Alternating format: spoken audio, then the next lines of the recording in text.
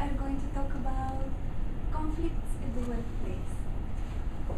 First, I'm going to talk about sources of generational conflicts, how different generations respond to conflict, how they respond to feedback, and then I'm going to make a few recommendations how to deal with conflicts at the workplace.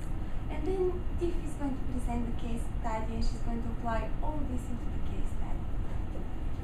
So, a recent survey conducted from the Society of Human Resources Management showed that 40% of human resource professionals observed generational conflicts at the workplace. This shows that there is a great potential for miscommunication and poor productivity at the workplace solely because of generational conflict.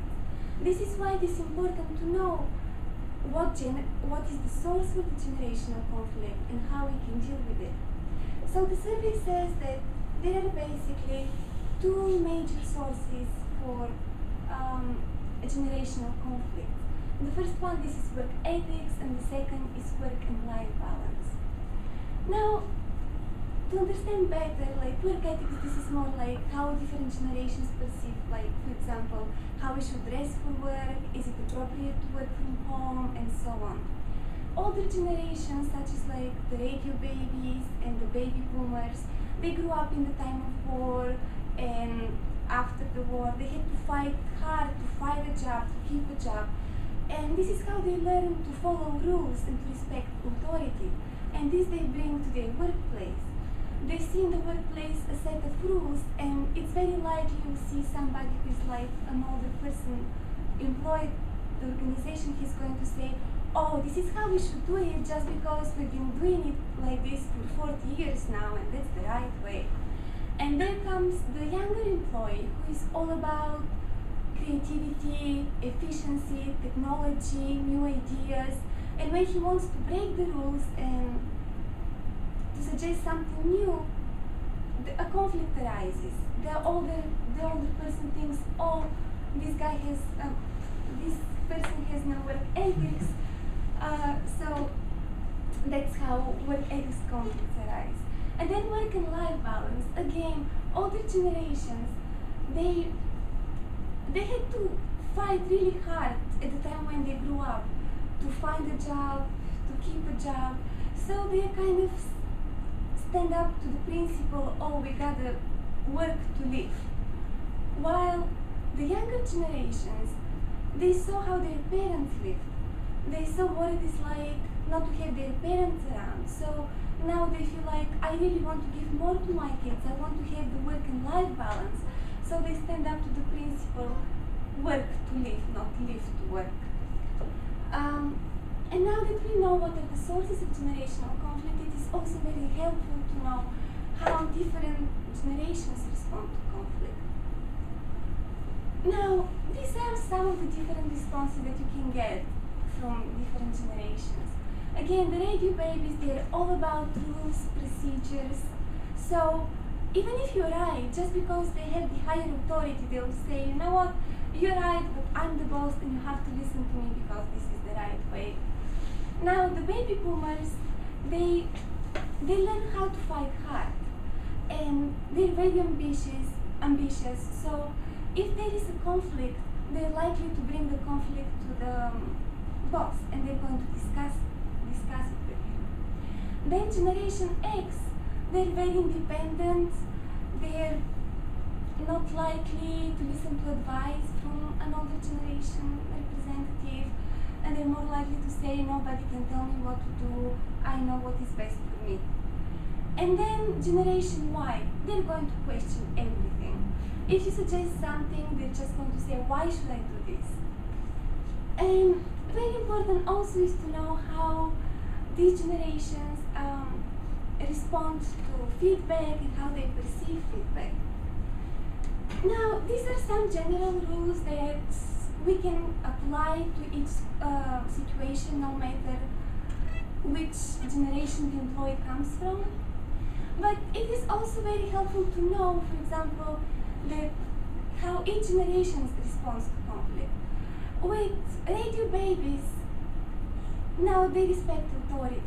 When you want to tell them that they should do something better, you should praise them. You should tell them that they are the greatest thing the company has. But if they want to be even greater, then they should do this. Now with the baby boomers, with them you could be a little bit more straightforward. With Generation X, you gotta be really straightforward. You have to tell them exactly what they're doing right, what they're doing wrong, how they can improve it, and just be straightforward. And with Generation Y, you have to explain. You have to explain why something has to be done, you have to explain how exactly it has to be done, and you have to explain what exactly is expected from them. And now that we know all that, the book suggests several recommendations if we're in the position to manage a conflict from generations in the workplace. Basically, we have to focus on the results. This means that, for example, if we have a job and the job can be done at work and it can be done from home, and the same result can be achieved, let the employee work from home. And then always consider others' points of view and focus on organizational goals. For example, if the company has certain policies about dress code and certain policies, apply the policy equally to everybody, no matter the generation. So now that we know all that, Tiff is going to talk about the case study. The case study in this chapter was very short and very straightforward, and this is something that I think we will all be dealing with if we ever become managers, which is what I assume we're all striving to do in the future. Basically, you work in the HR department of an organization, and a manager comes to you with a problem, and you have to coach this manager. So this manager has 15 employees, and they span 4 generations, all 4 that were presented by all of you. And the complaints come from the older workers, which I assume are the radio babies and the baby boomers, on the younger workers. This complaint is that basically the younger workers play computer games during their lunch break, and the older ones feel that it's inappropriate behavior at work. And basically they want the manager to make the younger generation stop. Now, how should you coach the manager to handle this conflict? Any ideas? Yes. You can tell them that it doesn't matter. This is a lunch break. They can do whatever they want. You basically think like the younger workers, because that's what they're thinking. You know, they're saying it's my lunch break. What I do is my business. The older ones, they disagree. Then, if it's bothering them, I think that the manager should, like make it so that the younger workers don't do it if it's disturbing the other person's lunch break. I think that's the only way you can approach it, though. That's an interesting point that I'll raise. Yes. I think I'll take that point, but I'll ask them in a way that it focuses on the productive side of it. Did you ever notice them do anything inappropriate during business hours while they're working? Leave them alone on the lunchtime, but when they work, are they what we expect for them? Do they do appropriate things? If they don't, then we have an issue. But if they do, and they're good and productive while they're on the clock, then to that point, leave them alone. Let them relieve some stress. That's a good point, yeah. I should just tell the manager to tell the staff to let everybody focus on their 1 hour. My 1 hour, you shouldn't have a say on how I spend my 1 hour.